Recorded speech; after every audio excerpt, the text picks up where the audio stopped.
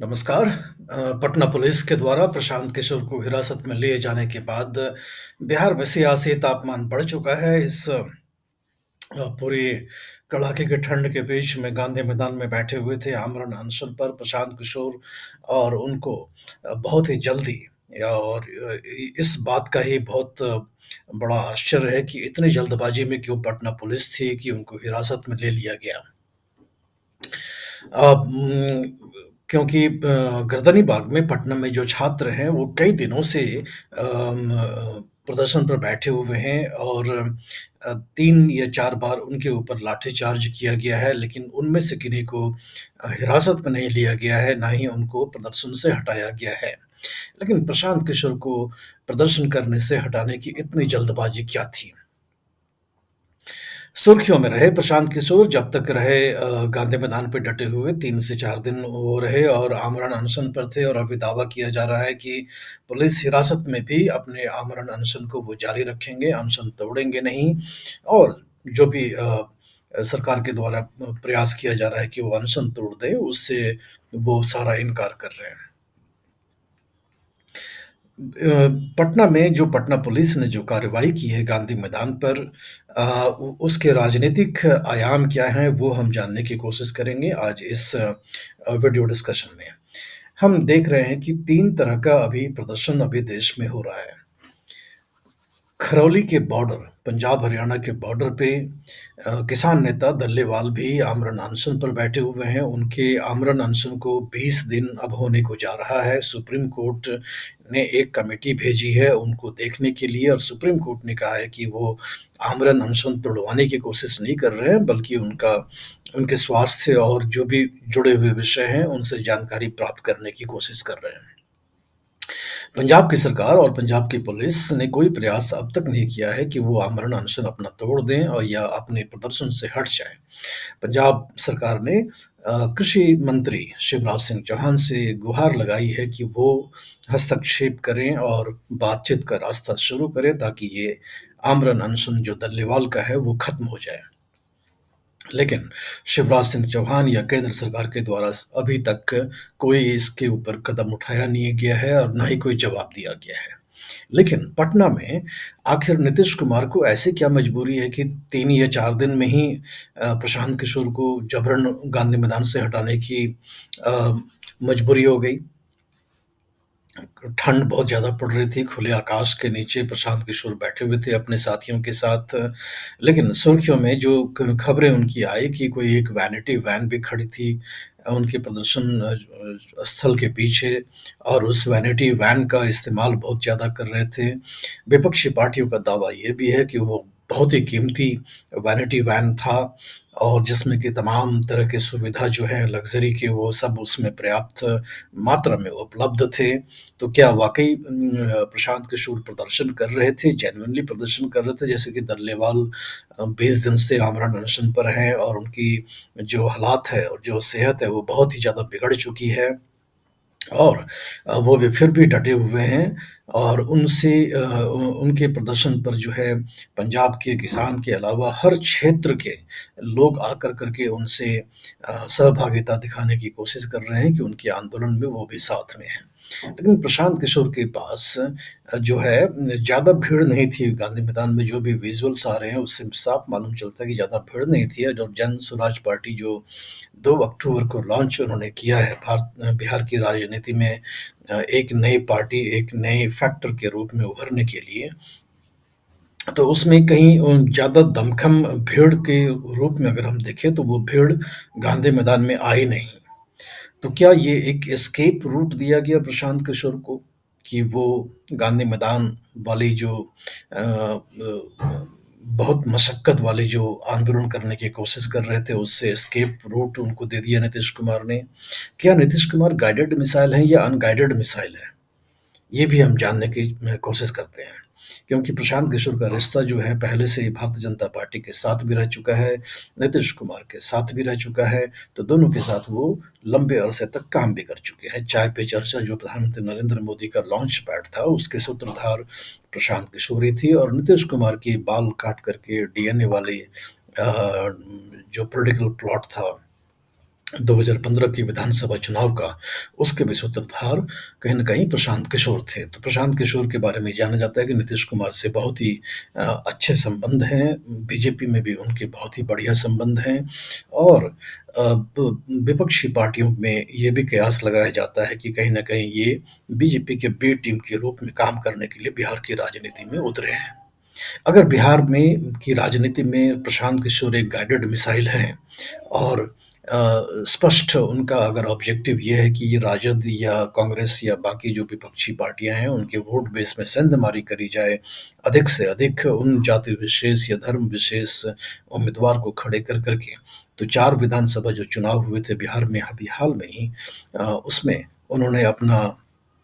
सिक्का चला दिया और 10% के आसपास वोट्स ला कर करके उन्होंने सेंध मारी विपक्ष के खेमे में कर दी और चारों के चारों जगहों पर एनडीए के उम्मीदवार चुनाव जीत गए। अगर गाइडेड मिसाइल है तो वो किसके गाइडेड मिसाइल है? बीजेपी के गाइडेड मिसाइल हैं या नीतीश कुमार के गाइडेड मिसाइल है? ये भी देखना होगा क्योंकि नीतीश कुमार को 2020 के विधानसभा चुनाव में चिराग पासवान जिन जिनके बारे में जदयू के उस समय के नेता आरोप लगा रहे थे कि वो बीजेपी के गाइडेड मिसाइल हैं, उन्होंने बहुत सारे उम्मीदवार जनता दल यूनाइटेड के उम्मीदवारों के खिलाफ खड़ा कर करके जनता दल यूनाइटेड को बहुत ज़्यादा नुकसान पहुंचाया। उस समय उन पर आरोप लगा था कि वो बीजेपी की गाइडेड मिसाइल हैं और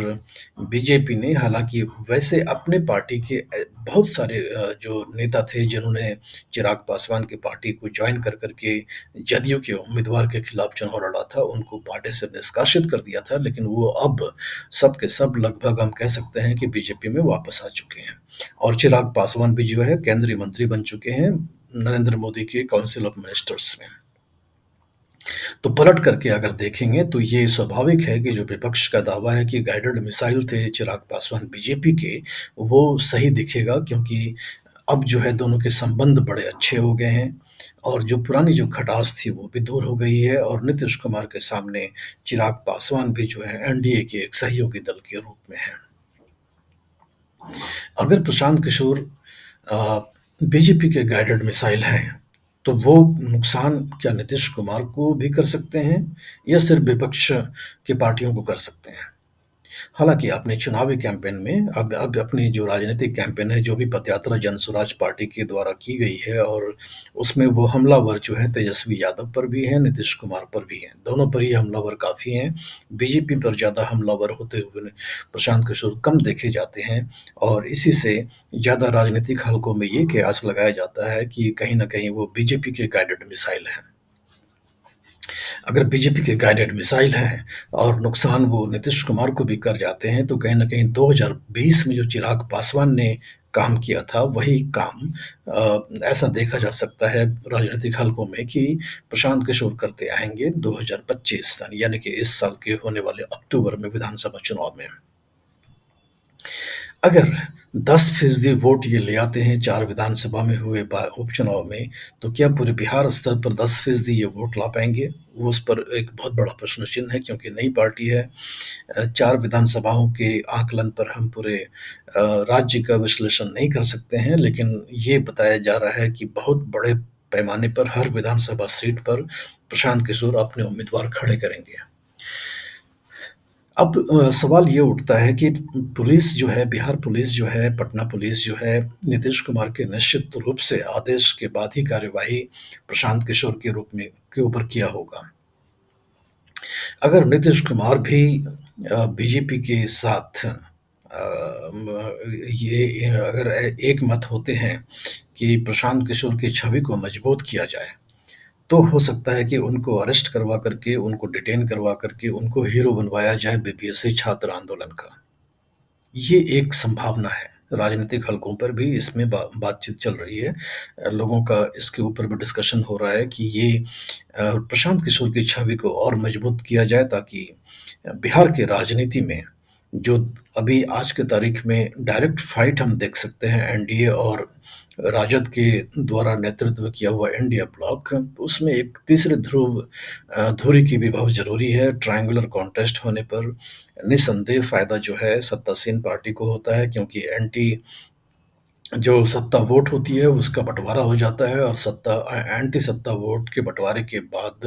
विपक्ष को नुकसान हो जाता है और त्रिकोणीय चुनाव की दरकार बीजेपी और जदयू को होगी। तो ऐसे में प्रशांत किशोर की छवि को अगर मजबूत कर दिया जाए, उनको हीरो बना दिया जाए, इस तरह की कार्रवाई कर के, तो उनकी पार्टी को एक टॉनिक के रूप में सरकार की तरफ से gift, new year gift Nitish Kumar दे सकते हैं। ये भी हम जान लें कि मुख्य सचिव से जो मीटिंग कराया गया था बीपीएससी के आंदोलित छात्रों को, वो आर.के. मिश्रा जो जन स्वराज पार्टी के भी एक नेता हैं, जो पूर्व के आईपीएस ऑफिसर हैं, वो प्रशांत किशोर के ही सहयोगी हैं और उनके कहने पर वो मीटिंग कराई गई थी। हालाँकि पप्पू यादव ने भी बीपीएससी के आंदोलित छात्रों की मीटिंग जो है चीफ सेक्रेटरी से कराई थी।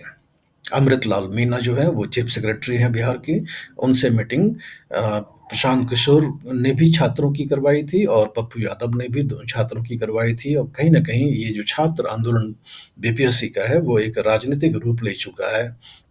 और इसमें पप्पू यादव और प्रशांत किशोर दोनों अग्रणी भूमिका निभाते हुए दिखाई पड़ रहे हैं और पप्पू यादव के हम बारे में जानते हैं कि वो निर्दलीय एमपी जरूर हैं पूर्णिया के, लेकिन उनका संबंध कांग्रेस से आज के तारीख में ज़्यादा वार्म है, ज़्यादा क्लोज है और उनकी पत्नी जो है अभी भी कांग्रेस पार्टी में है और राजद भी जो है कांग्रेस के नेतृत्व वाले इंडिया ब्लॉक का एक हिस्सा है। तो ऐसे में पप्पू यादव को बीपीएससी आंदोलन में होने वाले किसी भी बात का श्रेय ना मिले और प्रशांत किशोर को मिल जाए, इसमें एनडीए का हित हो सकता है। ये स्वाभाविक चर्चा है जो कि राजनीतिक हलकों में हो रहा है। तो ऐसे में ये लगता है कि प्रशांत किशोर के ऊपर जो कार्यवाही की गई है, वो एक सुनियोजित और सोची-समझी राजनीतिक एक चाल भी हो सकती है।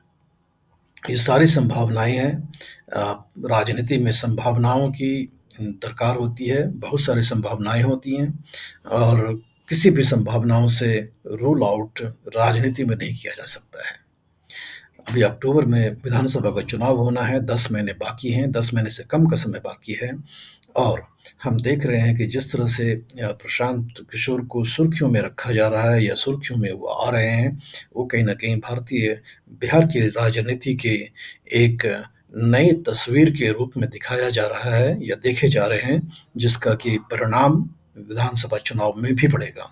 इस वीडियो के बारे में अपना राय हमें कमेंट के रूप में लिख करके बताएं। चैनल का लिंक अपने दोस्तों और रिश्तेदारों के साथ साझा भी करें और चैनल को सब्सक्राइब भी करें। धन्यवाद।